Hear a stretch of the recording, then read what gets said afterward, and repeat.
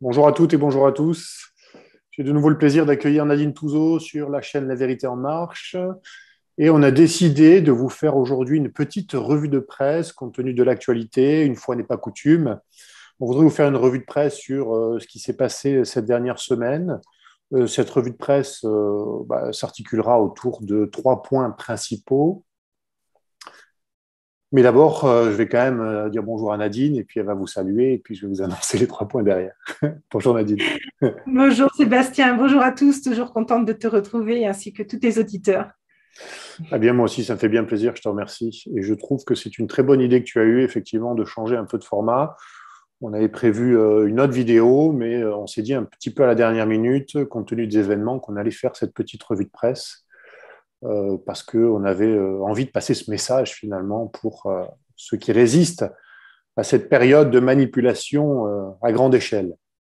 Donc, je vous disais, on va faire une revue de presse plus ou moins rapide, on verra, ça sera un petit peu au feeling, mais qui va se dérouler en trois points.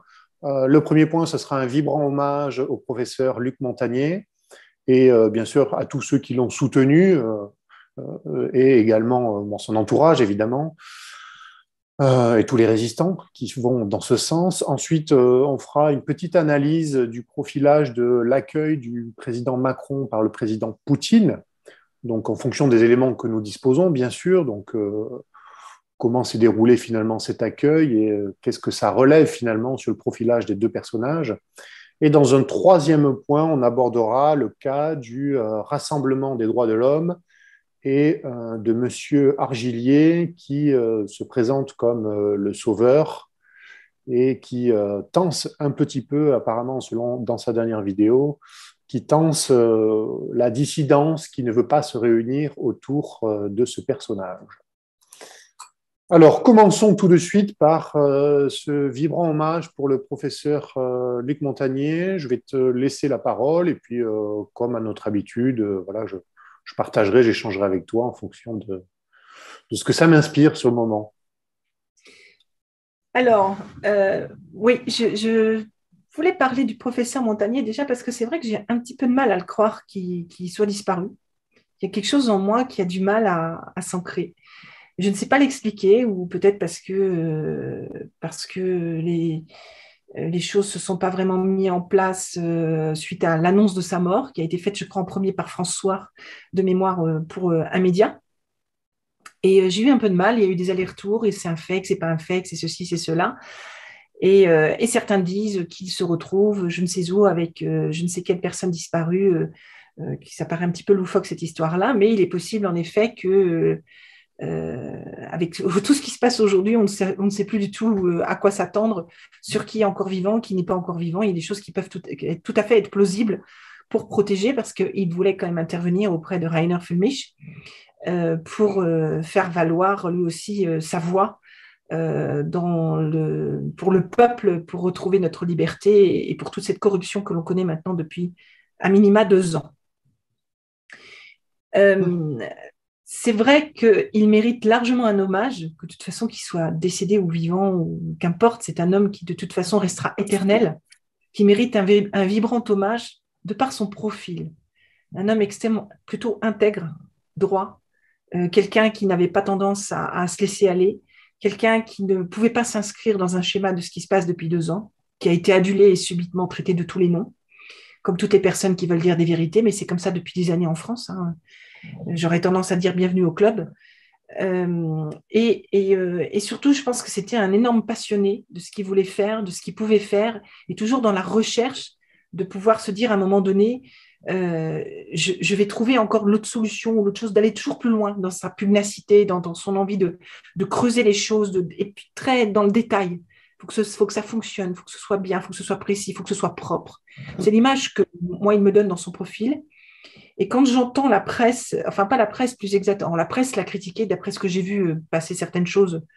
Bon, vous avez tous compris maintenant que moi et les médias, enfin les mainstream, ça fait deux.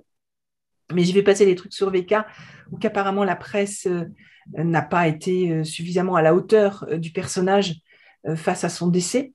Et beaucoup de gens s'insurgent par rapport à cela. Mais enfin, je ne veux pas parler au nom du professeur Luc Montagnier, bien évidemment.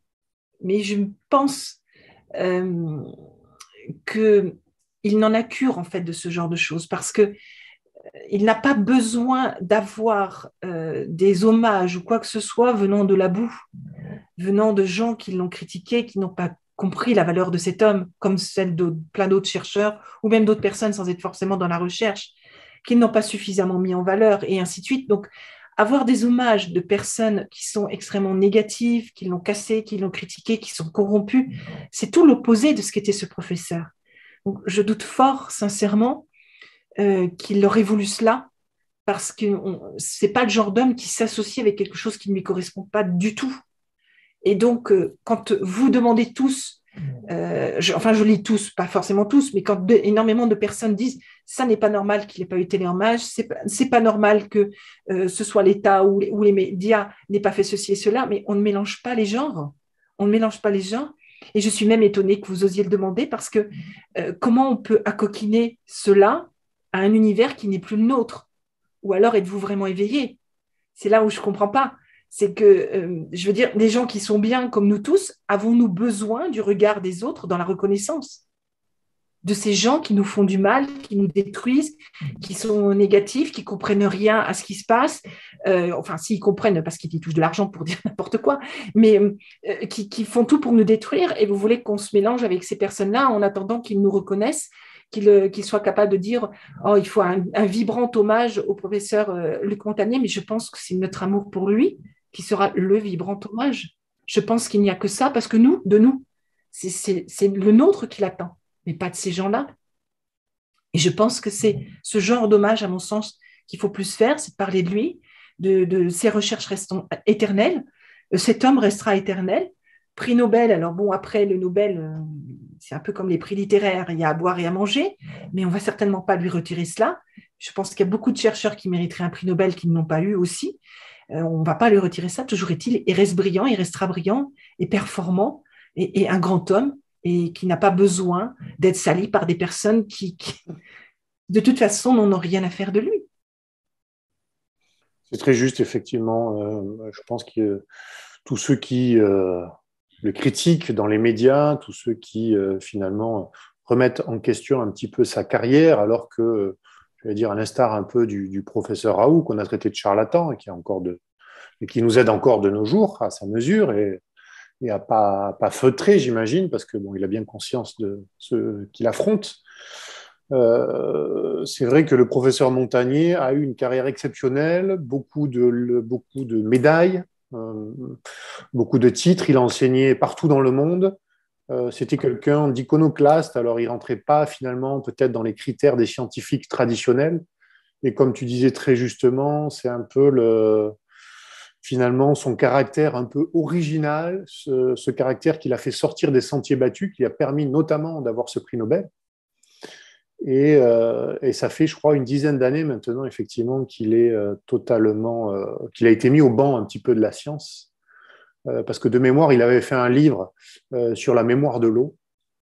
Et ça avait été très mal accueilli par la communauté scientifique. Et depuis ce temps-là, voilà, ils ont essayé de le recaser parmi les charlatans, comme ils savent si bien faire. Et tu sais, quand tu dis qu'il a été mis au banc par la communauté scientifique, peut-être que française. Oui. Parce que la communauté scientifique française ne fonctionne pas du tout comme la communauté scientifique internationale. Encore une fois, puisque je suis moi-même concernée, hein, donc ayant beaucoup de contacts à l'étranger où il n'y a absolument pas du tout les mêmes relations, où la France, moi, il n'y a jamais rien eu, il n'y aura certainement jamais rien, en tout cas, tant que le système est tel quel. Et je pense que c'est plus sur la partie française qu'il a été, à mon avis, mis de côté, écarté et critiqué, oui. Justement parce qu'il a osé faire quelque chose qui dérangeait les autres et probablement les lobbies. Très probablement. Et en effet, il n'avait qu'une ligne de conduite, c'était son truc de chercher, de dépasser, d'apprendre et d'apporter. Et lui, la recherche, il considérait que ça ne lui appartenait pas, qu'il fallait partager et ainsi de suite. C'était un très grand bonhomme au très, très grand profil. Très beau profil.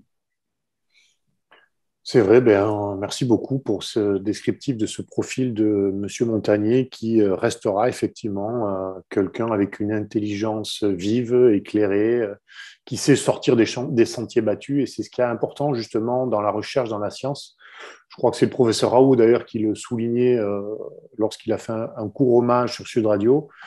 Euh, et finalement, on sait que, et ça a toujours été comme ça d'ailleurs, je vais te dire, en France, moi qui avais lu divers livres justement sur les innovations qui ont été faites en France sur les à peu près 100 dernières années.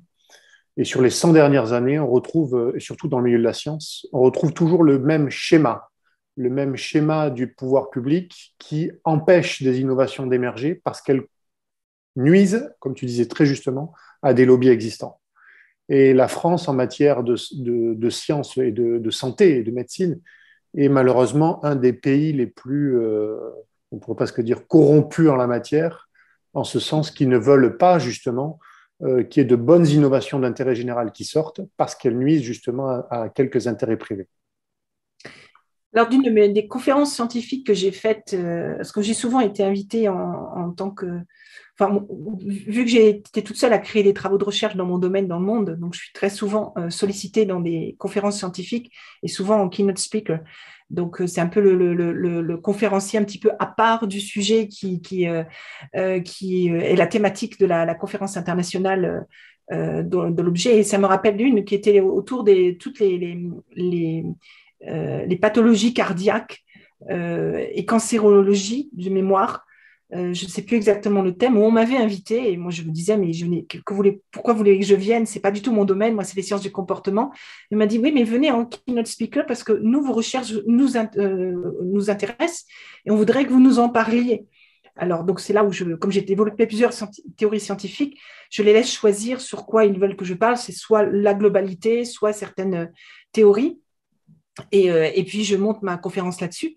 Et j'ai eu la chance de me retrouver, c'est une des photos que j'ai laissées sur mon blog où je suis avec parmi d'autres chercheurs dans une robe longue, avec des grands cancérologues et cardiologues du monde entier, chercheurs, et dont un japonais qui expliquait comment il soignait le cancer en 4 semaines sans aucun effet secondaire, sans rien du tout. Enfin, rien à voir. Moi, j'hallucinais. Ouais. Tout est en anglais. Alors, il y a des mots que j'avais du mal à comprendre parce que en anglais, dans chaque spécificité, il y a un vocabulaire. Ouais. Mais j'ai suffisamment de quoi comprendre et j'ai pu poser des questions après pendant le repas du midi. Mais j'hallucinais. Et alors, j'ai encore plus halluciné quand ils m'ont mis à côté de lui pour la photo, parce que c'est le photographe qui nous a placés. C'était un énorme moment, même si j'ai rencontré des tas de super chercheurs dans le monde entier, où j'étais même parfois session co-chair. Ça veut dire que j'étais en plus l'animatrice, donc c'est un grade qu'on te donne en fait quelque part. Il faut jamais refuser ces trucs-là. Et donc, où tu avais des grands scientifiques neurosciences, il y avait 50, 60, tu vois, c'est énorme. Hein. Les gens ne se rendent pas compte, c'est des milieux fermés. Et jamais un seul Français. Jamais de Français. J'ai toujours été la seule Française. C'est ça qui est encore plus inquiétant, c'est qu'il n'y avait pas des pairs, même sur le sol français, pour dire, bah, écoutez, venez, on va apprendre. Jamais, j'en ai jamais vu. Partout où je suis passée, dans plusieurs univers. Et ce japonais m'avait impressionné et tout le monde était devant comme ça. Ils étaient tous, je dis, ouh là là, ça doit être un très très grand monsieur celui-là. En effet, j'ai regardé après son background et attention, c'était pas n'importe qui. Et il ne soignait pas du tout le cancer comme on soigne en France. Qu'est-ce que j'étais honorée d'être à ses côtés, d'avoir fait une conférence en keynote speaker à côté de là. Eh bien, je pense que monsieur le professeur Montagnier est totalement dans ces rangs-là. Et il a été reconnu, à mon avis, mondialement. Et je doute fort qu'il ait été mis au banc, vu comment il a été reçu en Italie dernièrement, qu'il a été mis au banc par les scientifiques étrangers. Ou si ça a été le cas, c'est parce que les Français ont certainement appuyé certaines choses de par les universités et les subventions interuniversitaires pour les recherches et tout ça. Donc derrière, ils ont peut-être appuyé en disant on ferme la porte à un tel, sinon on vous enlève les subventions, par exemple, ou la recherche en cours, ou que sais-je, et d'autres choses qui ont fait ça. Mais ceux qui étaient neutres et qui n'étaient pas enclins à rentrer dans ce jeu-là, à mon avis, n'ont pas fermé la porte à un prix Nobel comme lui. J'y crois pas. C'est vrai, c'est très juste. Effectivement, je pense effectivement, comme tu dis très justement, que les pays anglo-saxons ou même orientaux sont beaucoup plus équilibrés beaucoup plus juste finalement dans la dimension de la recherche scientifique. Ils savent reconnaître un talent qui sait sortir justement des sentiers battus plutôt que de rester dans la doxa bêtement. C'est peut-être typiquement français, c'est-à-dire que voilà, le diplôme, la reconnaissance par le diplôme et pas tellement l'expérience. L'élitisme à la française, comme on dit, conduit finalement à une république de la médiocrité et rien de plus parce qu'ils ne veulent pas faire émerger finalement les vraies intelligences comme le professeur Montagnier et d'autres comme toi qui participent aussi dans ta discipline à tout ça. J'aimerais qu'on remercie le professeur Montagnier pour son combat, surtout de dernière minute, parce qu'il s'est beaucoup battu finalement là dans cette crise, justement en mettant en garde les gens contre ce traitement. On va mesurer nos mots, parce que vous savez qu'on peut être censuré. Mais j'aimerais, oui, est-ce que tu peux dire un petit mot justement pour ce combat des 2 ans là qu'il a mené front dès le départ, en étant un des premiers justement à annoncer que c'était peut-être un virus qui était trafiqué. On va traiter de tous les noms et voilà. En fait, il a été fidèle à lui-même. Il a été tout simplement fidèle à lui-même. Il ne pouvait pas laisser les gens dans une telle difficulté. Il ne faut pas oublier que nous n'avons pas le droit, quand on sait quelque chose, de laisser les gens dans une situation qui pourrait les tuer. Ça s'appelle non-assistance à personne en danger. Et nous, scientifiques, quand on connaît quelque chose dans notre domaine, on se doit de le dire, même si on ne peut pas tout dire. On se doit de révéler certaines choses.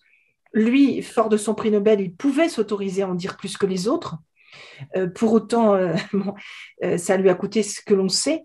Mais je pense tout simplement que même s'il a été choqué de ce qui a pu se passer, il est resté droit dans ses bottes, il est resté lui-même parce qu'il a vu qu'il n'était pas le seul. À mon avis, il a dû avoir beaucoup de soutien en off de pas mal de personnes de façon plus ouverte avec un Christian Perron, un professeur Raoult et ainsi de suite. Oui. Ou même moi, mais plus discrètement et plus humblement. Alexandra, enfin, il y en a plein qui ont tous solidarisé, chacun à notre façon, et je pense qu'on ne se réunit pas assez, nous tous, pour montrer qu'on est vraiment bien, bien solidaires et bien ensemble. Ça, c'est ce que je pense, et c'est dommage qu'il ne soit plus là, parce que je crois qu'il aurait aidé, mais il n'a fait que son devoir de chercheur, en connaissance de cause sur un sujet qui lui parle parfaitement, et il a alerté la population, il a fait son devoir, il a refusé de rentrer dans un système, mais fidèle à son profil, fidèle à l'éthique. Et c'est ça, tu parlais d'élite tout à l'heure, c'est ça l'élite. C'est ça l'élite. Exactement. Ça n'a rien à voir avec ce qu'on pense de l'élite à la française, de faire des trucs pompeux avec des tapis rouges, avec des titres, avec je te mets des légions d'honneur par-ci par-là qui n'ont plus aucun intérêt aujourd'hui et qui sont très loin de ce que Napoléon avait voulu créer à l'origine. Tout ça, c'est des médailles en chocolat. Ça n'a aucun intérêt.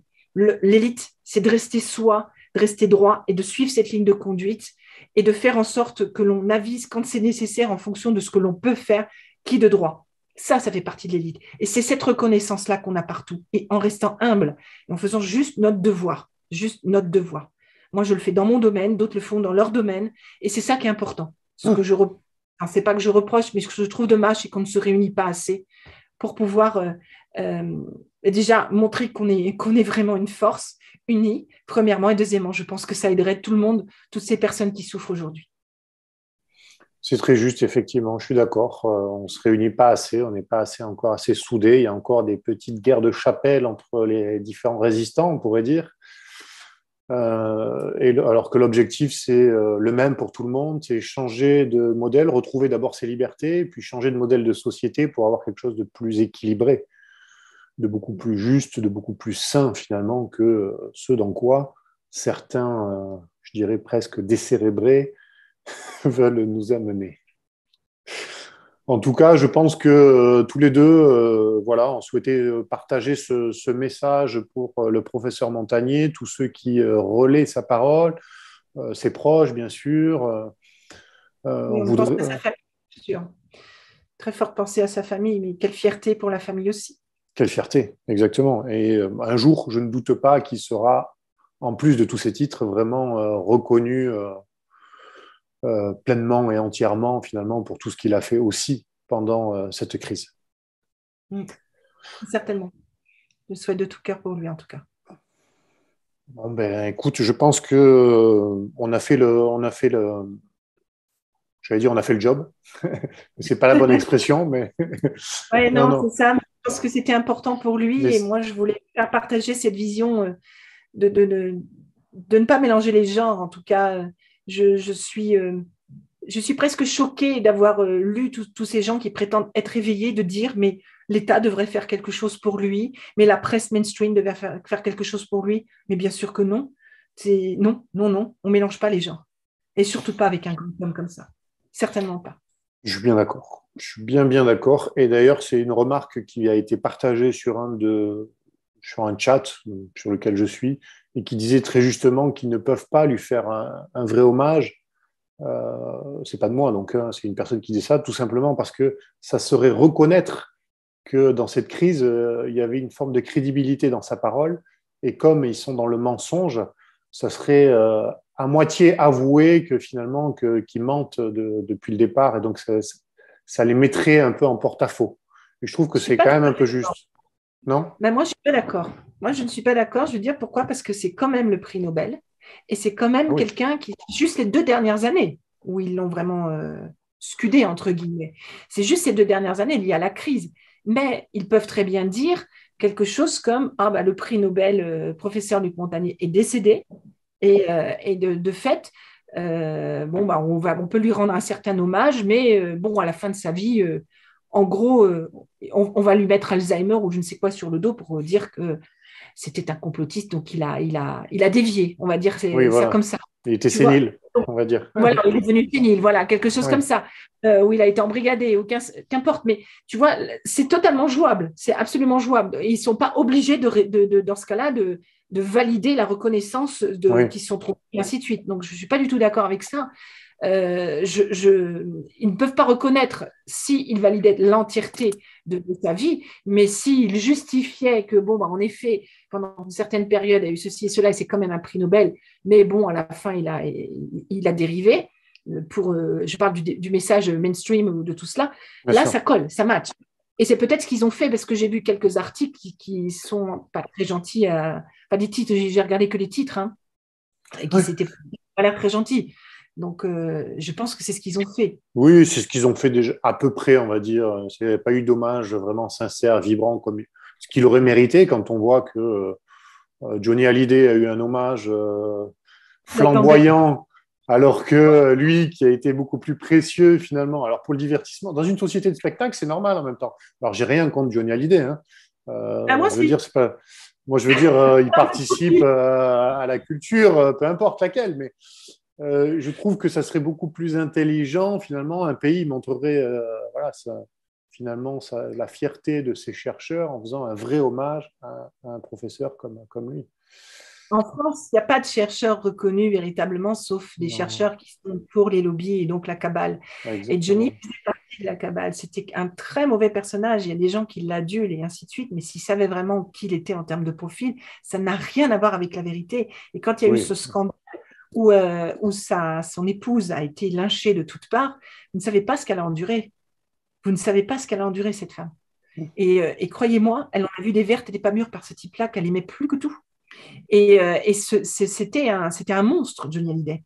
Et une bête de scène, une voix ah oui, exceptionnelle, rien à dire, mais vraiment rien à dire. Mais humainement, qui pouvait paraître gentil et tout ce qu'on veut, mais quand on gratte la façade et tout, c'était pas l'homme qu'on disait. Il y a des tas de gens qui l'adulent, mais s'il vous plaît, restez vous avant de copier qui que ce soit, et surtout c'est quand ça. vous savez pas copier. Surtout ça. Très juste. C'est Écoute, je sûr qu'on peut t'en... faire des funérailles à la hauteur de ce qu'on vit. La cabale va faire des funérailles pour la cabale, c'est tout. C'est... Complètement, complètement. Bon, on en est conscient. Je pense que de plus en plus de gens en sont conscients. Et bon, normalement, on est dans un virage qui devrait nous amener vers quelque chose de beaucoup plus juste et équilibré. En tout cas, c'est le message qu'on voudrait laisser à travers ce vibrant hommage au professeur Montagnier. Je pense que le virage sera bon pour nous. On peut peut-être aborder notre deuxième sujet, si tu as dit à peu près ce que tu voulais dire sur le professeur Montagnier. Oui, oui, mais de Alors, toute façon, il y abordons en a notre... à la Oui, fin du combat, parti ou pas parti, tout comme Stéphane Blett, tout comme les autres, et Claire Sévrac, et tous ces gens-là, ils sont avec nous, quoi qu'il arrive, ils sont avec nous. complètement. Sur un autre Alexis Ouaille, plan, mais ils sont avec nous. Mm. Exactement, exactement. Il restreint. Exactement. Passons à notre deuxième sujet important, qui est un sujet d'actualité, qui est finalement l'accueil du président français par le président Poutine. Tout le monde a vu cet accueil au Kremlin assez particulier, je dirais, puisque on a pu observer qu'effectivement, il n'y a pas eu de protocole, du moins c'est ce qui est ressorti. Le président Macron a été accueilli sans protocole d'État et il a échangé avec le président Poutine sur une table à presque 4-5 mètres de distance. Donc il y a eu beaucoup de parodies et de mèmes autour de ça. Nadine va nous donner un petit peu son analyse finalement sur le profilage de la situation d'abord, et après peut-être sur le profilage des deux personnages. Finalement, un combat d'ego qui peut-être qui peut ressortir un peu de ça. Tu vas plus nous en dire. C'est toi la spécialiste. Alors, Alors peut-être moi, déjà sur l'accueil général, on va dire. alors, je suis pas rentrée, encore une fois, toujours aussi faute de temps. Puis bon, la politique ne m'intéresse pas. Je l'ai toujours dit, des histoires de guéguerre et compagnie, c'est pas trop mon truc. Mais apparemment, il semblerait que il faille casser les pieds à Vladimir Poutine parce qu'il ne rentre pas dans les rangs, en gros. Et puis qu'il faut peut-être faire aussi un petit contre-pouvoir quelque part pour justifier que l'on perde pied sur les picouzes. Donc, ça pourrait être quelque chose comme ça, qui se disent, tiens, pourquoi pas, on va aller peut-être l'enquiquiner en Ukraine, etc., etc. Donc, bon, j'ai le sentiment qu'on a envie de lui chatouiller les orteils. Et c'est toujours la cible idéale, parce que de toute façon, quoi qu'il arrive, ça vient de Russie. Oui. Alors, même si on éternue de travers, c'est à cause des Russes. Hein. Donc, bon, alors, je trouve ça monstrueux, parce que d'abord, ce que l'on dit de la Russie n'est pas forcément ce qui se passe. Moi personnellement, j'ai des clients russes. Donc, bon, il y a à boire et à manger, il y en a qui sont d'accord, pas d'accord, mais ce n'est pas vraiment ce qu'on dit dans la presse française, n'a rien à voir. Je pense que comme une majorité des Français, et Vladimir Poutine l'a dit, quand il a dit que je ne pense pas que votre peuple soit d'accord pour qu'on fasse une guerre, il a dit quelque chose comme ça, j'ai plus la phrase précise, mais Je crois que c'était aucune... demander à votre peuple s'il est d'accord pour Oui, rentrer en guerre contre la Russie. Ouais. C'était oui, subtil, voilà, c'était malin. Ouais. très subtil. Et, bah, ça, c'est du Vladimir. Hein. Donc là, oui, c'est clair. Alors, oui, oui, oui, oui, et ça fait très longtemps qu'on le dit, parce que déjà sous François Hollande, on a déjà tenté de lui chatouiller les orteils, et que je me rappelle à l'époque, on en avait déjà parlé avec certaines personnes que je connais à la défense, militaire, etc. Et on avait déjà évoqué ce sujet-là entre nous, et que nous, très clairement, on n'avait pas, on se sentait pas du tout. Enfin, pour nous, ce sont des alliés et nos amis. Et on n'a rien contre eux. En plus, Vladimir Poutine a une cote de popularité extrêmement importante depuis quelque temps. J'avais fait un profilage sur lui et Donald Trump il y a, je ne sais plus quand, c'était sur BTLV, ça date de je ne sais plus quand, et où j'avais surpris Bob et toute l'équipe en disant que Trump et Poutine, c'était des super profils. Enfin, je ne sais plus ce que j'avais dit, mais j'avais fait leur profil. Et le temps m'a donné raison, c'est comme toujours comme ça. Hein. Et du coup, Vladimir Poutine est un des hommes les plus brillants, si ce n'est le plus brillant de la planète aujourd'hui, qui est un homme extrêmement fin. Et puis, n'oublions pas qu'il a été entraîné par le FSB, le FSB le KGB qui est aujourd'hui l'équivalent du FSB. Donc, c'est le KGB et l'ex-FSB, sachant que les choses ont peut-être évolué, mais pas à la française. Les fusions ou les changements n'ont pas évolué comme en France. C'est resté toujours aussi professionnel et aussi dur et aussi avec des techniques de pointe quand même très importantes dans plusieurs domaines. Pas forcément dans les sciences du comportement, c'est pas là où ils sont plus forts, mais ils ont d'autres techniques qui peuvent leur permettre d'avoir ce qu'ils veulent. Un peu brutal peut-être, mais au moins ils ont ce qu'ils veulent. Vladimir, il ne faut pas oublier ça. C'est-à-dire que c'est quelqu'un qui a eu une éducation d'abord assez stricte, assez sévère, très éduqué, extrêmement cultivé. C'est un homme brillant en tout point. Et il a toujours deux coups d'avance. Toujours deux coups d'avance. Donc, il sait ce qu'il fait, il sait comment il fait et il sait pourquoi il fait. Mais tout le monde ne le comprend pas tout de suite. Moi, à chaque fois, ça me fait rire parce que je le comprends. Je le comprends très bien. C'est un personnage que j'aimerais rencontrer un jour pour juste lui serrer la main et lui dire, mais vraiment, vous, Vous êtes extraordinaire. Mais vraiment, c'est le seul homme politique que j'adore regarder, écouter, où je m'éclate. En gros, je m'éclate parce qu'il me fait vraiment rire. Il est géantissime. Alors, je n'ai pas suivi toujours pour des raisons, moi-même, mon actualité est chargée, donc je ne peux pas me permettre de suivre l'actualité. Puis de toute façon, je m'en fous de la télé, de la politique. Mais j'ai quand même regardé un petit peu. Quand j'ai vu la photo, c'est en effet avec la grosse table, la grande table où ils sont chacun. J'ai cru que c'était un fake au début. Je dis, c'est quoi ce truc? J'ai cru que j'ai dit, tiens, c'est encore une blague là, qui vient de sortir. Je regarde, puis en fait, non, ce n'était pas un fake. Je trouve ça, mais juste énorme, excellent. C'est cette distance. Symboliquement, c'est très fort, symboliquement. C'est extrêmement fort. L'ambiance de la salle, déjà, de voir cette photo avec ces deux hommes de chaque côté. Enfin, deux hommes. Il y en a un, c'est sûr, c'est un homme. Et puis, cette façon, cette posture, moi, je me rappelle la posture de Vlad qui était. Enfin, bref, c'est une façon de dire t'es pas bienvenu, t'es pas chez moi, t'es pas chez toi. Et j'en ai rien à faire de ce que tu veux dire. Je te reçois parce que je suis poli. C'est tellement éloquent dans le profil de Vladimir. Tu voulais venir, je t'ai accueilli, mais j'en ai rien à faire de toi. Pas de protocole, rien du tout. C'est tellement mais flagrant de chez flagrant. Et cette distance où, j'imagine quand même, il devait parler très fort, ou alors avec des micros, ou je ne sais pas quoi, parce que quand on est loin comme ça, mais comment on se parle? Ou alors c'est pour la photo qu'ils ont fait ça. Je ne sais pas si ça s'est vraiment passé comme ça, mais c'est un truc énorme. C'est un truc énorme, parce que je doute très fort qu'ils s'entendent, ces deux hommes-là. Non, ça, enfin, deux hommes. Qui s'entendent tous les deux. Non, ça, j'y crois pas. Et je pense que même dès le début, ils n'ont jamais pu se voir. Mais il y en a un qui a toujours cru qu'il pouvait avoir le dessus sur lui, le petit coq français. Hein. C'est toujours ça, hein, le côté coq.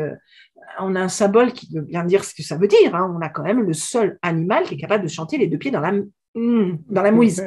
On va dire ça comme ça. C'est quand même pas rien. Alors, c'est un symbole qui est très fort parce que ça veut dire qu'on est capable de se débrouiller, qu'on est débrouillard, qu'on peut faire plein de choses et qu'on peut se contenter parfois de certaines choses et on s'en sortira quand même. Mais ça peut aussi avoir l'autre image de dire pour qui tu te prends et regarde dans quel état tu es avant de donner des leçons aux autres ailleurs. Et je pense que là, la petite tournure, elle est tout à fait adaptée pour la situation, pour le contexte. Je pense que c'est tout à fait adapté parce que il y en a un qui est allé, à mon avis, parce qu'on l'a envoyé y aller pour appuyer, pour essayer de faire ceci, cela. Il n'est pas allé tout seul. On lui a dit d'y aller. Et il s'est cru très fort, porté d'une mission extraordinaire pour y aller, alors qu'en fait, il n'a été qu'un jouet, un pion, ni plus ni moins. Alors que l'autre en face, il dit, bon, ben, je vais le recevoir, ton pion, mais je vais te donner les messages qui ne sont pas pour toi, mais pour tout le monde. Et c'est tout. Et ce qui m'a, moi, fait rire, parce que ça, je l'ai vu passer aussi sur VK, c'est que j'ai vu quelque part une presse dire, laquelle, une mainstream, c'est sûr, une mainstream, ça peut être une mainstream, que, en gros, comme d'habitude, c'est ce qu'on lit souvent d'ailleurs, le coq français a su faire entendre raison au grand Vladimir Poutine. J'ai lu un truc comme ça. À l'ours Vladimir Poutine. Et alors là, je me suis dit, non, mais vraiment, mais même la personne qui écrit ça, enfin, je sais pas, elle a pris une cuite pour l'écrire, c'est pas possible. Déjà, rien que ça, ou alors c'est shooté à je sais pas quoi, ou alors ou c'est un robot qui a écrit ce titre-là. C'est juste improbable. Mais personne ne pourra mettre à genoux Vladimir Poutine, à part lui. Personne ne peut mettre Vladimir Poutine à genoux. Je veux dire, écrire ça, mais dans n'importe quel pays, on passe pour un ridicule. Mais le problème, c'est que cette image de coq, des pieds dans la mouise, hein, ben c'est ce qu'on véhicule dans le monde entier. Et oui, c'est ça. C'est ça le problème. Alors, s'il vous plaît, les étrangers qui nous entendez, excusez-nous, hein, mais Dominion est passé par là. Hein, donc voilà, c'est le casting qui a voulu que. Mais nous, c'est pas nous. Nous, on voulait pas. Nous, on n'est pas comme ça. On adore Vladimir Poutine. Il vient en France. C'est Drago, hein, je crois qu'on dit Drago. Salut. Il est bienvenu. Il est plus que bienvenu. On sait que c'est pas un belligérant. On sait que c'est pas quelqu'un qui fera du mal. On sait que c'est quelqu'un qui a tendance à rétablir après. Par contre, il faut pas les marcher sur ses deux petits pieds. Enfin, petit, je ne sais rien. Mais parce que c'est pas le genre de garçon qui va se laisser monter sur les pieds. Et quand il met une stratégie en place, il ne lui faut pas longtemps pour la faire. Et il sait tout sur tout. Il sait tout sur tout. Donc, ça veut dire que quelqu'un qui vient vers lui, il connaît déjà la faille et il sait exactement ce qu'il faut faire. Et ça ne va pas prendre 3 secondes. Il y en a qui ne vont même pas comprendre qu'ils se sont déjà pris 3 casseroles dans la tronche, ils repartent et ils n'ont toujours pas vu qu'ils ont pris 3 casseroles dans la tronche. Ce n'est pas comme ça que ça fonctionne avec lui. Non. Il sait, chaque chose est précise et juste. Et il faut bien comprendre parce que ça va au-delà de l'image qu'il donne. Ça va au-delà des mots qu'il utilise. Ça va toujours très loin. Je me rappelle une vidéo où il avait recadré une entreprise qui voulait partir de chez lui. Cette vidéo était virale. Oui. Je ne sais pas si tu l'as vu. Un milliardaire. Il avait fait venir un milliardaire à la table pour qu'il signe. Voilà. Et il lui a même demandé de rendre son stylo. Oui.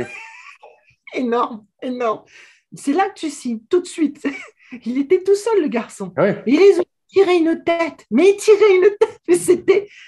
Pardon, mais c'était jouissif, quoi. Ça, c'est du Vlad dans toute sa splendeur. Sauf que depuis cette vidéo et par rapport à maintenant, il a mûri encore plus. Bien il sûr. s'est encore... Il a mariné, le garçon. Chaque jour, il évolue, il apprend, il est de plus en plus fort. Alors, les petits joueurs à côté, et à mon avis, ce sont tous des petits joueurs, vous ne lui arrivez pas à la cheville, sauf qu'il y en a qui l'apprécient et d'autres qui ne l'apprécient pas.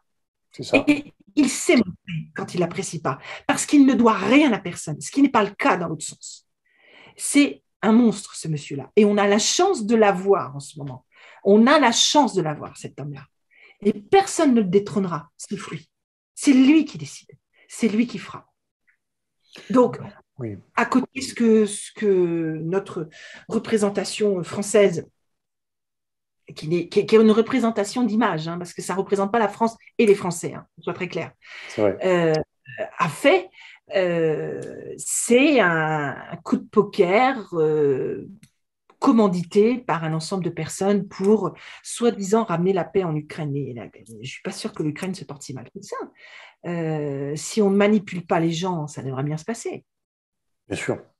Je pense que c'est évident. Je pense que, comme tu dis très justement, on a davantage l'impression que le président russe, c'est un président, un vrai président, qui a été formé à la dure, qui a été formé à la mécanique psychologique, parce que même s'ils n'ont peut-être pas les cartes de la science du comportement, tous les agents de renseignement sont très formés justement à la dimension psychologique et à l'approche justement de leur cible, parce qu'un agent de renseignement doit justement pouvoir s'adapter à beaucoup de situations. Donc, il faut qu'il soit très souple, qu'il soit une forme de caméléon. Et ça, je pense que c'est important, finalement, et que lui, il a joué son rôle. Mais on sent qu'il y a une profondeur, une stature, effectivement, comme tu dis, en lui, et que ça, ils ne pourront pas lui enlever. Je ne pense pas, effectivement, qu'ils pourront le détrôner comme ça. Non, mais l'approche psychologique dont tu parles, c'est vraiment dans l'esprit un peu KGB quand même. C'est assez dur. C'est pas très... C'est pas que c'est pas fin, mais disons qu'ils vont droit au but, quoi. C'est un peu du milligramme, voilà. On est milligramme. Donc, tu vois, ils vont droit au but et ils vont pas dans le détail, ni dans la dentelle, ni dans le détail. Si il nous faut ça, on n'a pas de temps à perdre et on y va. Et par contre, il y a cette finesse qui est plus, je dirais, ce qui va très bien dans le joueur d'échecs. Ça va très, très bien dans le joueur d'échecs. C'est cette finesse de j'aurai les 2 coups d'avance et je sais quel pion je vais mettre au quel moment et tu vas rien voir et tu vas rien manger. Tu vas te la manger dans la tronche. Tu n'as toujours pas compris que tu as perdu. Donc, c'est exactement ça. Et ça, c'est vrai que les Russes là-dessus beaucoup de Russes sont assez forts là-dessus, assez fins là-dessus. Et moi, j'adore personnellement parce que ça me parle très bien. Et cet homme-là a su modifier son comportement, donc plus dans la dentelle et dans la finesse, dans l'approche humaine et dans l'approche humaine de son peuple. Alors, pas forcément apprécié par tous, parce qu'il les cache, hein, mais c'est un vrai protecteur, c'est un vrai leader, c'est un vrai meneur, et c'est surtout quelqu'un, il est chez lui, tu ne vas pas m'enquiquiner. Il ne faut pas oublier une chose, la Seconde Guerre mondiale, on l'a faite par rapport aux Américains, mais on a oublié les Russes. On a oublié les Russes, comment on a gagné la Seconde Guerre mondiale. Ça, c'est pas bien. C'est encore un mensonge de l'histoire.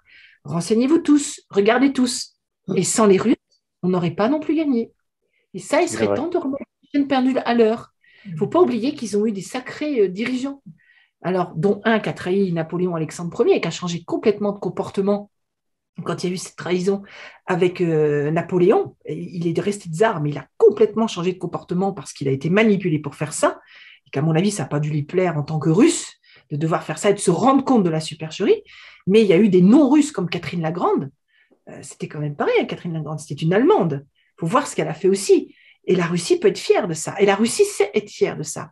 Alors qu'en France, on va être fier que c'est très rare d'avoir quelqu'un de vraiment, vraiment méritant pour qui on lui rendra hommage et on sera vraiment fier.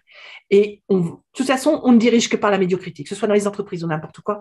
Ça fait des années qu'on met des gens à des postes que par la médiocrité. C'est vrai. Et on fait croire l'inverse pourtant. Et on fait croire l'inverse, on fait croire que c'est la promotion de l'intelligence alors que c'est la promotion finalement de la soumission. Oui, la manipulation, surtout la manipulation. Ouais. Et ça, alors même si les Russes savent manipuler aussi, mais c'est toujours dans un développement, dans un esprit de grandeur et de développement. C'est plutôt dans cet esprit-là. Finalement, cet accueil comme ça, sans protocole, il se serait dit, selon les conseillers apparemment, qu'ils n'auraient pas accepté de faire un test PCR, soi-disant pour ne pas donner aux Russes son ADN. Bon, bref, on ne sait pas trop au final si c'est vraiment ça ou pas. Mais finalement, cette absence de protocole, c'est-à-dire finalement, j'allais dire, il l'a accueilli comme une personne lambda. Il l'a accueilli comme une personne lambda et tu disais effectivement que c'était pour montrer que il le faisait parce que il avait été envoyé là un petit peu en mission peut-être, mais rien de plus. Et qu'il n'allait pas le faire changer d'avis. Oui. Ça... Oui, j'allais dire. Vas-y. Vas-y. Non, je disais, ça dénote finalement en matière de géopolitique, non pas un mépris, mais une stratégie quand même bien marquée de la Russie, qui reste juste et droite dans ses bottes. Et cette stratégie, elle est claire. Vladimir Poutine l'a même exprimé dans sa conférence de presse où il disait que le président Macron lui a parlé pendant 6 heures, qu'il l'a presque torturé, je crois. Je crois que c'est le mot qui a été employé, torturé pendant 6 heures. Donc ça veut bien dire qu'en pleine conférence de presse, sortir un mot comme ça, c'est quand même une double humiliation, presque, j'ai envie de dire. En fait, on est un peu la risée, enfin le président du moins, peut-être pas la France, mais la risée un peu à la fois de l'Europe et de... Oui, c'est un moment. Et avec toutes les casseroles qu'il accumule depuis un moment, hein, déjà par des mots grossiers, et ainsi de suite. Donc ça fait un moment qu'on est coiffé là-dessus, puis pas que par lui du reste. Mais alors ça, j'avais pas lu la notion de torture, mais je crois qu'il faut prendre un autre degré. Je ne sais pas si c'est ce que voulait dire Vladimir Poutine, mais quand on parle de torture, c'est pas parce qu'on ne torture pas Vlad. Non, personne ne torturera Vladimir. Je pense que c'est la notion de perte de temps et de la pauvreté de la qualité des propos qui a dû être dit. Je pense que c'est ça. En fait, c'est un peu ça. Il parle, c'est un peu comme un moulin à vent, en fait, qui brasse du vent. Et finalement, c'est ce qui avait déjà été reproché à Emmanuel Macron pendant la campagne et tout. Hein. C'est-à-dire que c'est quelqu'un qui parle beaucoup, mais au final, on ne retient jamais rien. C'est-à-dire qu'il n'y a pas de fond, au final. Ah non, ça va très bien avec le personnage, mais je pense que la notion de torture est vraiment dans un sens beaucoup plus profond que ça, de dire que c'était une perte de temps, que ça n'était pas à la hauteur d'un chef d'État, qu'il avait autre chose à traiter, qu'il avait autre chose à faire, que c'était creux, que c'était peut-être même hors sujet, hors propos, et ainsi de suite. Bref, c'est pas au premier degré qu'il faut le faire, parce que, encore une fois, bien sûr. personne ne torturera Vladimir, à part émotionnellement, si on fait mal à un de ses animaux ou à un membre de sa famille, où là, vraiment, il va souffrir, il souffrira. Même si c'est quelqu'un de fort, il s'en remettra, mais c'est quelqu'un qui ne supporte pas ce genre de choses. C'est une torture dans le sens où il a dû s'astreindre à rester 6 heures à l'écouter alors qu'il avait autre chose peut-être à faire, genre j'ai golf, je préfère largement aller jouer au golf, jouer avec mes chiens ou aller voir ou ma femme ou ma maîtresse ou que sais-je, mais certainement pas rester avec la représentation française qui était devant lui. Et la table peut être une façon, alors parce qu'on met ça sous soit, alors il y a deux choses. Tu as parlé donc qu'il n'aurait pas fait le test et tu as parlé d'ADN. Donc pour le test, la table, ça pourrait vouloir dire non pas à cause du test, mais c'est peut-être que la presse française a mis ça en avant à cause du test qui n'a pas été fait. Or, je doute fort, là encore une fois, que le président russe s'inquiète de ce genre de choses parce qu'il a très bien compris de quoi il s'agit, cette supercherie. Donc, je doute fort que ce soit ça, premièrement. Et deuxièmement, il est très probable simplement qu'il ait pris une grande table et qu'il ait mis tout au bout parce qu'il n'a aucun intérêt à le valoriser en le mettant devant quelque chose de proche, c'est-à-dire qu'il n'a aucune considération à son égard et que dans les protocoles, dans certains protocoles, on prend des grandes tables comme ça et on met à chaque bout les personnes quand on ne les considère pas. Et quand on ne les considère peut-être pas à sa juste valeur de ce qu'il est. Je pense que ça pourrait très bien être ça, et que le test en question n'est qu'un prétexte pour justifier les photos qui circulent partout de cette fameuse grande table. C'est peut-être pour ça que c'est sorti. Et enfin, on parle de l'ADN. Ça fait 2 ans que je dis que ces tests-là qui montent PCR, sont pour prendre l'ADN. Je suis de celles qui ont été les premières à le dire. Je crois d'ailleurs que le professeur Montagnier en avait parlé à une époque, il me semble, au tout début aussi, et Alexandra Orion-Claude, il me semble aussi. Donc, on a été le tout premier à dire que, puisque c'est salivaire, pourquoi on fait quelque chose dans la narine qui va toucher un petit peu plus ou moins le cerveau? On ne sait pas trop si c'est la glande pinéale ou je ne sais quoi, bref, qui est très douloureux, qui plus est, d'après ce que les personnes qui l'ont eu, puisque moi je ne l'ai jamais eu. J'ai jamais fait, et on sait très bien qu'en plus ça ne servait à rien, parce que quand on s'est renseigné sur ce que c'était les tests PCR, ça ne servait à rien. Donc pourquoi, dans la mesure où c'est salivaire, et ainsi de suite, on fait ça, si ce n'est pour prendre notre ADN? Et donc, nous fliquer, nous contrôler, nous checker, regarder notre état de santé et ainsi de suite, pour pouvoir faire d'ailleurs tout ce qui est nécessaire afin de nous contrôler et de rajouter l'ADN, même si on le modifie, même s'il a été modifié chez certaines personnes qui ont subi les injections, pour pouvoir derrière vraiment nous fliquer, nous contrôler et faire ce qu'on veut de nous après. Parce que ça se modifie, un ADN. Et donc, c'est le cœur de tout, en fait. C'est le cœur de tout. En comportement aussi, en profilage, on dit qu'on a un ADN aussi. Chaque profil est unique, c'est comme un ADN, en fait, quelque part. Et bien là, c'est exactement pareil. Et donc, pourquoi avouer subitement que ce PCR pourrait dire qu'on aurait pris l'ADN de la représentation française? C'est quand même assez fort de dire ça au jour d'aujourd'hui, même s'il y a plein de vérités qui sortent. Face à ce contexte-là, est-ce que c'est un lapsus? Est-ce que c'est une vérité? Est-ce que c'est pour masquer cette grande table et dire, bah oui, ça justifie, mais 4 mètres, il me semblait que c'était 1 mètre ou 2 mètres les distanciations sociales. Donc là, c'est quand même 4 mètres. Ou est-ce que Vlad a voulu du jouer en disant, c'est ma plus grande table, donc je vais prendre celle de 4 mètres. S'il avait une table de 10 mètres, il aurait fait 10 mètres et il serait téléphoné pour se parler. Je n'en sais rien. Mais en tout cas, je pense que Vladimir, il a dû drôlement se marrer pour accueillir celui qui dit représenter la France à l'étranger, en Russie. Il a vraiment dû se marrer et lui mettre tous les jokers. Et à mon avis, on ne les a pas tous vus, mais je pense qu'il a dû bien rigoler. Et en effet, ça devait être une torture et de le recevoir et de l'écouter, etc., etc. Mais une torture dans le sens, une insulte à son intelligence. Je pense que c'est une belle conclusion. C'est une belle conclusion sur ce sujet, effectivement. Je pense que voilà, on peut saluer en même temps le peuple russe, finalement, et ce président, parce que il est présent dans l'adversité, dans la difficulté, dans la période actuelle, et droit dans ses bottes. Il ne lâche rien. On peut penser ce qu'on veut. Dans tous les cas, je pense qu'il est beaucoup plus proche de son peuple que la majorité des présidents de tout l'Occident. Et il est proche sans vouloir les asservir complètement. Peut-être même du monde entier. Hein. Même du monde entier, oui. Il fait une partie des plus équilibrés, je dirais. Oui. Alors, si tu n'as plus rien à rajouter sur le sujet de nos chers présidents, je pense qu'on peut passer à la troisième partie. Cette troisième partie qui est quelque chose de plutôt inhabituel, on va dire. On va s'intéresser au cas du Rassemblement des droits de l'homme, qui est le mouvement de M. Argilier.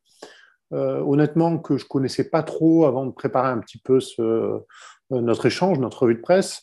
Mais je pense que c'est important apparemment d'en parler parce que il est assez connu sur les réseaux de la dissidence. Il aurait fait une vidéo dernièrement sur laquelle il appelait les gens de la dissidence à se réunir derrière lui avec un appel aux dons pour monter son parti, pour essayer de se présenter.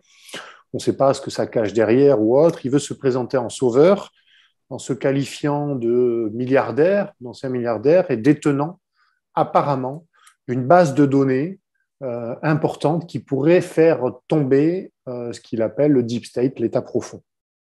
L'état profond qui, je vous le rappelle, pour certains est considéré comme étant l'administration, Alors qu'en réalité, l'État profond, c'est plutôt les clubs de pensée, les think tanks pour certains, ou les réseaux les plus structurés. Je l'avais déjà évoqué dans différentes vidéos, les plus structurés étant par exemple les maçons. C'est pas moi qui le dis, mais bon, la maçonnerie, c'est quand même un État dans l'État, et c'est la journaliste d'investigation Sophie Coignard qui l'a écrit. Elle travaillait pour Le Point, donc vous voyez, c'est quelqu'un de sérieux, et mainstream en plus. Donc je pense qu'il il est important maintenant d'essayer d'analyser un petit peu ce cas et voir si cet individu le fait de bon cœur, peut-être à travers un profilage. Elle va nous éclairer, Nadine, sur le profilage de ce personnage et, euh, et sur ses revendications par rapport finalement à son mouvement. Est-ce que vraiment il fait ça pour le peuple, pour les gens, ou est-ce qu'il n'y a pas encore, comme la majorité des candidats présents à l'élection présidentielle, mainstream ou non mainstream, pardon, est-ce qu'il n'y a pas encore finalement de l'ego assez fort derrière, c'est-à-dire qu'ils font ça sous couvert de le faire pour les citoyens, ils font ça pour eux avant tout. Qu'est-ce que tu peux nous en dire, s'il te plaît, Nadine, sur ce mouvement, ce personnage et ce qui se passe en ce moment? Alors déjà, je vais préciser une chose. Quand on parle de profilage, c'est vrai qu'on en parle depuis tout à l'heure, je n'ai pas précisé, mais je le reprécise pour ceux qui ne me connaissent pas, c'est qu'évidemment, je dis quelques grandes lignes. Il n'y a que mes clients qui ont tous les profilages complets, toutes les réponses complètes, parce que je me refuse publiquement à le faire.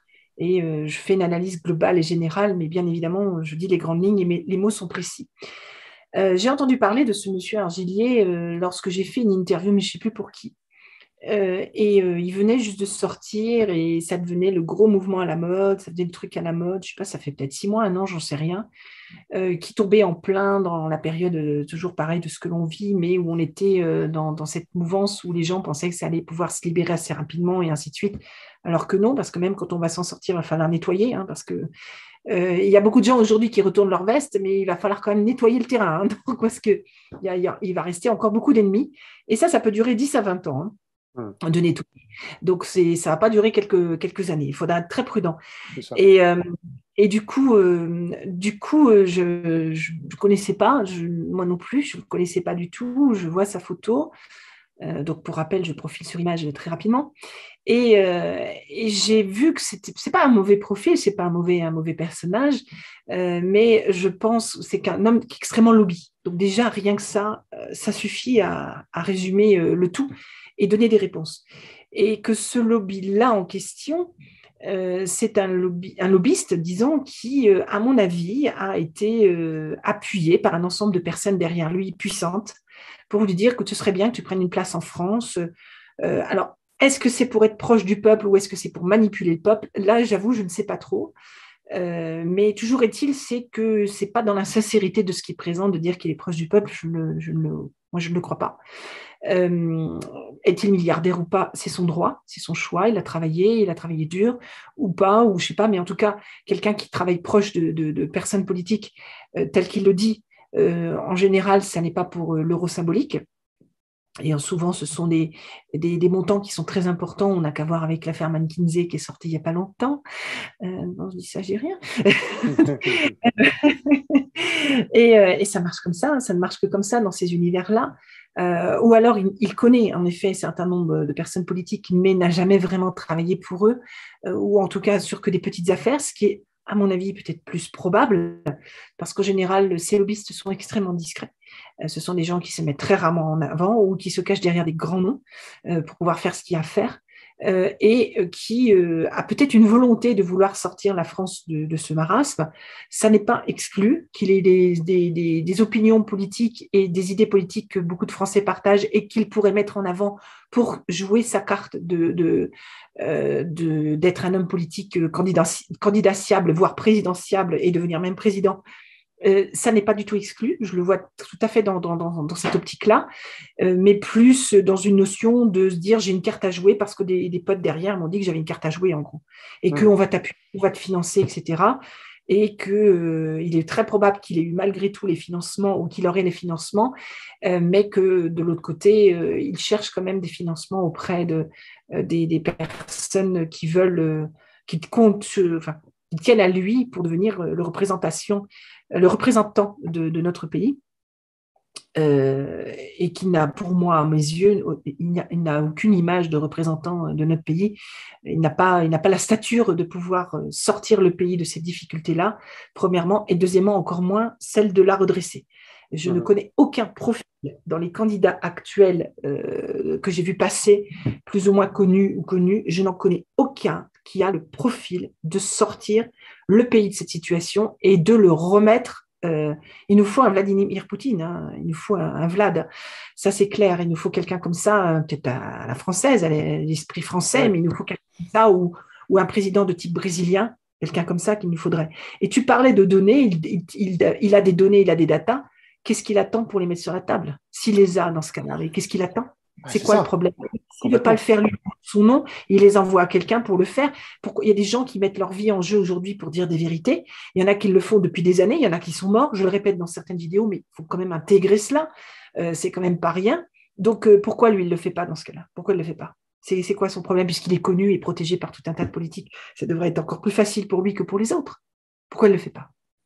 Donc moi, depuis le début, je dis qu'il était, excuse-moi, je voulais finir ça, et je me suis pris une avalanche de mots de personnes plus ou moins éduquées pour me convaincre de changer d'avis. Alors, je vais m'adresser à ces personnes-là, et celles qui tentent de me convaincre de changer d'avis, je vais être très claire avec vous. Quand je ne sais pas sur quelqu'un, je me tais. C'est très simple. Moi, j'aime pas les sbroufs, j'aime pas le mensonge ou quoi que ce soit. Et puis, si je me suis trompée, je serai la première à dire je me suis trompée. Mais là, je savais et j'ai dit, donc, ne cherchez pas à me convaincre. Pitié. Apprenez-vous le profilage ou voir des sciences du comportement et vous verrez, ça ira déjà mieux pour vous, pour éviter de vous faire manipuler et embarquer dans je ne sais quoi. Hein, à chacun son métier. Moi, le mien, c'est celui-là.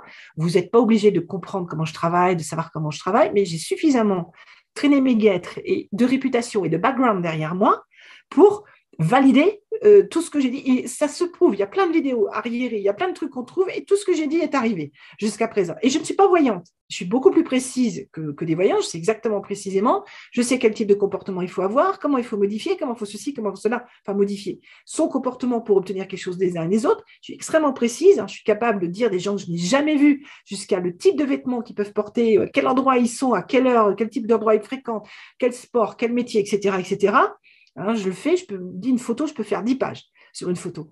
Donc, surtout, ne perdez pas votre temps, et ni le mien, à tenter de me convaincre sur quelque chose. Je peux me tromper, mais dans ce cas-là, ayez des arguments tangibles. J'ai bien dit tangibles, pas des émotions et que sais-je pour me faire croire que j'ai eu tort et pour tenter de me manipuler. Ça vous rabaisse, vous, et moi, ça me fait perdre mon temps. S'il vous plaît, merci. C'est vrai qu'on voit qu'on est dans une période très émotionnelle finalement, où les gens essaient de se raccrocher, à passer d'une émotion à une autre émotion, à chercher effectivement une sorte de sauveur, puisque force est de constater que pour sortir de ce marasme, à un moment donné, il faut bien qu'il y ait quelqu'un qui représente une nouvelle ligne, une nouvelle direction. Et que pour l'instant, comme tu dis très justement, parmi ceux qui se présentent, que ce soit parmi les mainstream, bon ça c'est évident, on le sait depuis déjà bien longtemps, mais même parmi la dissidence, il n'y a pas de profil qui amènerait sérieusement un projet ou une vision, même sans forcément un projet, une vision qui redresserait à la fois le pays et créerait une politique d'intérêt général, au final, quelque chose qui soit équilibré et juste. Alors, on est dans une guerre psychologique, donc il faut endurer, il faut tenir le coup, il faut considérer qu'on va changer, on peut changer même d'avis au fur et à mesure avec cet éveil aussi vers cette cinquième densité et plus. Donc tout ça, ça bouge, ça nous fait évoluer, c'est plein de changements, il y a plein de trucs qui sortent, des fake news et pas fake news. On a vu pour le décès du professeur Montagnier comment ça a été géré. On a de tout qui se mélange et c'est très dur de faire le tri. Eh bien, déjà, moi, je conseille franchement, c'est d'éteindre la télé. C'est déjà les gens épiés qui se raccrochent à des trucs de télé ou de mainstream, mais je ne comprends pas. Je ne comprends pas.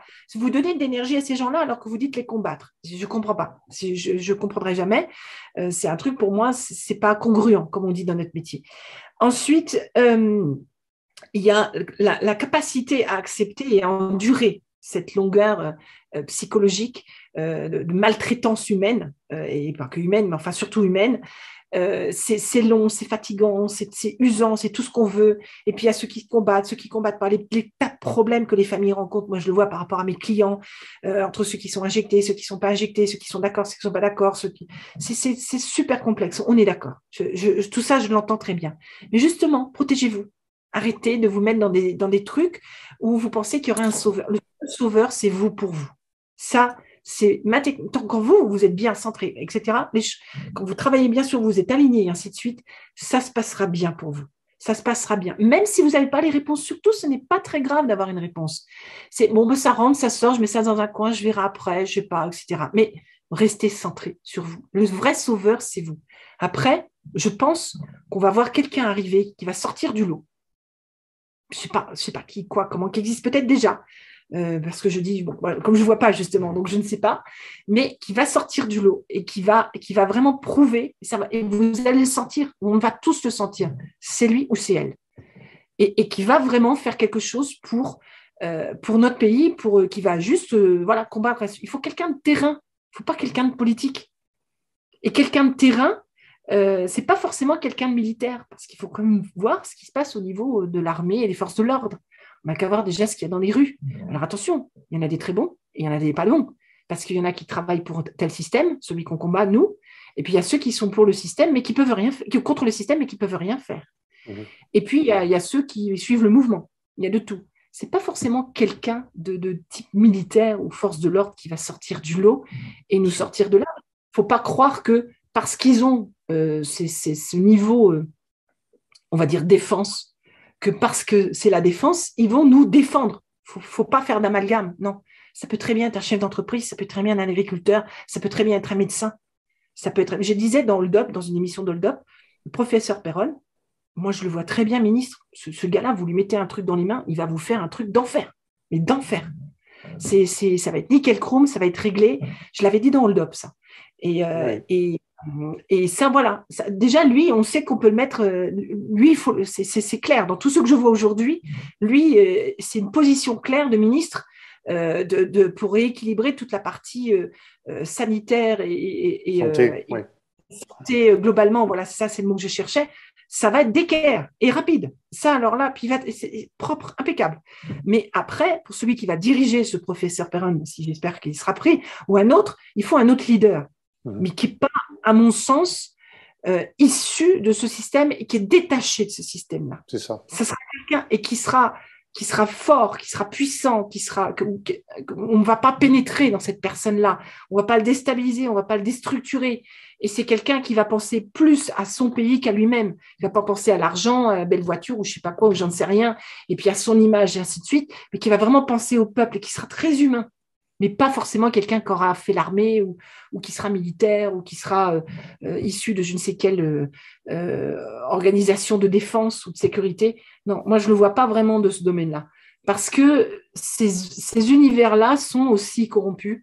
Et même si quelqu'un sort de ce lot-là, il pourrait être redevable de quelqu'un qui vient de cet univers-là. Et on revient dans le circuit actuel. Non, il faut vraiment quelqu'un qui soit sorti, quelqu'un de pas maqué avec qui que ce soit, un peu comme dans notre métier où on n'appartient à rien ni personne qu'à nous-mêmes. Oui, c'est ça, exactement. Et donc, Argilier ne fait pas partie de cet univers-là, évidemment, puisqu'il est très maqué. Et non, lui, de mémoire, enfin, ce que j'ai lu rapidement, je crois qu'il a tenu une boîte de nuit en Belgique, il me semble, dans les milieux, on va dire, friqués, aisés. Il vient d'un milieu, effectivement, enfin, je ne sais pas s'il a hérité ou s'il a fait sa fortune en étant milliardaire. Ça, je ne saurais pas dire, honnêtement, mais forcément, ça veut dire qu'il a gravité dans ces milieux-là beaucoup, donc il est forcément un petit peu redevable de ces gens-là, même s'il fait croire qu'il détient des données sur eux et que c'est un peu son assurance vie, j'allais dire. Mais bon, il y a plein de gens qui ont délivré des données de manière sincère, comme Snowden, comme Assange, qui ne se sont pas posés 50 000 questions, ils l'ont fait pour l'intérêt général, au détriment de leur propre personne. On voit qu'ils l'ont payé cher, effectivement, mais malgré tout, ce sont des vrais héros des temps modernes. C'est ça. Et ce monsieur Argilier, je ne pense pas qu'il il n'a pas l'état vraiment... d'âme. Il n'a pas l'étoffe non, d'un héros, ni même d'un présidentiable, de quelqu'un qui veut vraiment aider la Ni même France et le ministre. peuple français, ni même ministre.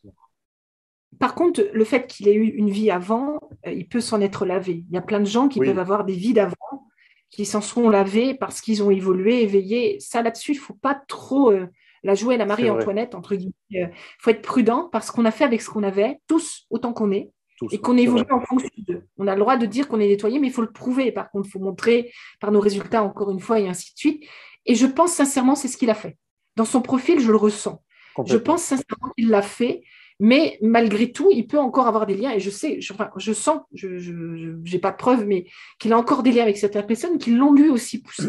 Oui, Par contre, s'il a des données, qu'il les donne. Je suis désolée, on est en guerre, œil pour œil, dent pour dent. Il faut y aller, on doit se combattre. S'il a ah des oui, éléments, il doit le faire. Même s'il le fait à dose homéopathique, même s'il le fait par personne interposée, ce n'est pas grave, il faut le faire. Il faut pas. On fait tous, nous tous, toi, moi et tous les autres qui combattons, on combat avec ce qu'on a et comme on exactement. peut. Bon, alors c'est vrai que quelqu'un comme moi, on a tenté de me tuer à plusieurs reprises il y a quelques années, donc forcément, je fais un peu plus attention à certaines choses et je ne dis pas tout, mais je suis encore là et je dis les choses comme elles sont et je combats à ma façon aussi. Et je fais ce que je peux, encore une fois, avec mes moyens. Justement aussi pour ceux qui sont morts, pour ceux qui ne peuvent plus le faire. J'ai toujours une pensée pour ces gens-là, pour ceux, surtout Claire Sévrac. Eh bien, au moins, on continue le combat pour au moins ceux qui ne sont plus là. Donc, s'il est vraiment du côté du peuple, s'il est vraiment de notre côté, s'il a vraiment des données et ainsi de suite, ben, allez, monsieur Argilier, mettez-les sur la table. Allez-y. Ou alors mettez-les par personne interposée. Des journalistes qui n'attendent que ça.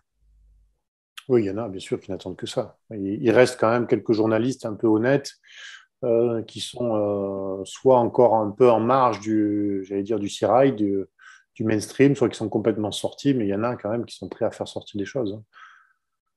Donc, effectivement, ça serait une bonne initiative si vraiment ils prouvaient, et ça serait un signe vraiment qui marquerait son honnêteté finalement à travers cette divulgation. Oui, moi je le vois comme ça aussi. Bon, mais c'est très bien. Écoute, je pense que on a fait le tour de nos trois sujets, sauf si tu as quelque chose à rajouter sur ces Non, trois sujets, peut-être en guise de conclusion générale ou non. On peut clôturer cette revue de presse qui était un peu plus longue que ce qui était prévu, peut-être, mais bon, écoute, je suis bavarde.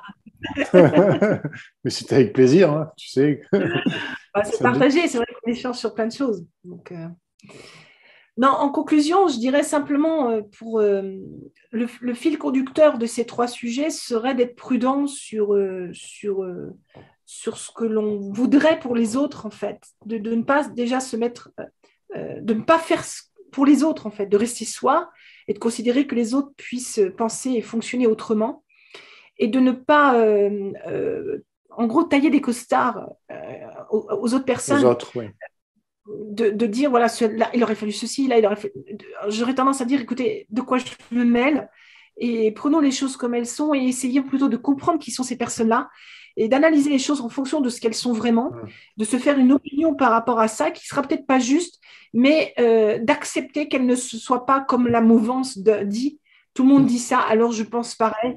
Non, c'est de se dire, peut-être qu'on sent un peu plus à son instinct qu'il faut travailler, développer, mais surtout de ne pas dire voilà, j'analyse comme ceci ou j'analyse. Encore une fois, l'humain est complexe. En fonction des profils, les choses sont très différentes de comment ça se joue, entre guillemets, comment ça se met en place, etc. Et je pense qu'il vaut mieux être plutôt observateur quand on ne sait pas et se faire sa propre opinion qui peut être juste ou non, plutôt que de suivre la mouvance. Très, très prudent là-dessus. Voilà. Et puis, n'essayez pas de convaincre des gens comme moi sur des sujets sur lesquels vous n'êtes pas, vous n'avez pas suffisamment de bouteilles, on va dire. C'est ça. Je pense que c'est une bonne conclusion, effectivement. Si, je dirais peut-être, tu vas me dire si tu es d'accord ou pas, si un média principal ou le pouvoir, qui on sait quelle nature il a en ce moment, vous dit quelque chose, pensez l'inverse à un moment donné, réfléchissez l'inverse et vous serez probablement plus proche du bon sens et de la vérité que finalement ce vers quoi ils veulent vous amener. Parce qu'ils sont animés par une idéologie de fond, tous, et c'est certainement pas celle de l'intérêt général et de l'intérêt des citoyens. Oui, je trouve que c'est très bien. Dans ce cas-là, je te remercie beaucoup encore. Merci Nadine, merci aux spectateurs qui ont tenu bon jusqu'à la dernière minute. Et merci pour vos retours. Et puis, on vous dit à très bientôt pour une prochaine vidéo. Au revoir à tous. Au revoir à tous. Allez, je coupe l'enregistrement.